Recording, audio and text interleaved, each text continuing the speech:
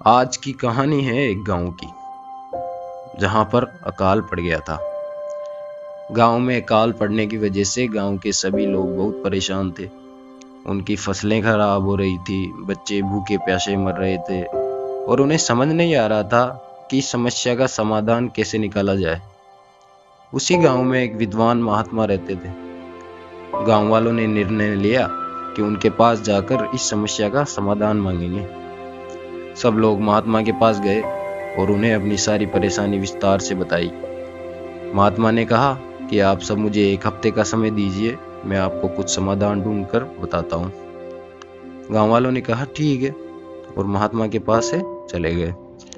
एक हफ्ता बीत गया लेकिन महात्मा कोई भी हल नहीं ढूंढ सके और उन्होंने गांव वालों से कहा कि अब तो तुम सबकी मदद केवल ऊपर बैठा हुआ भगवान ही कर सकता है।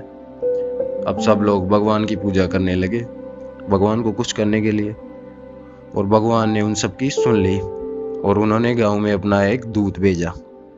गांव में पहुंचकर दूत ने सभी गांव वालों से कहा, आज रात को अगर तुम सब एक एक लोटा दूध गांव के पास वाले उस कुएं में बिना देखे डालोगे तो कल से तुम्हारे गांव में घनघोर बारिश होगी और तुम्हारी सारी परेशानी दूर हो जाएगी। इतना कहकर दूत वहां से चला गया। सभी गांव वाले बहुत खुश थे और कुएं में डालने के लिए दूध तैयार भी थे। लेकिन गांव में एक आदमी बहुत कंजूस था। उसने सोचा कि सारे गांव वाले तो दूध डालेंगे ही, मैं दूध की जगह अगर एक लोटा पानी डाल दूंगा तो किसे पता चल रहा है।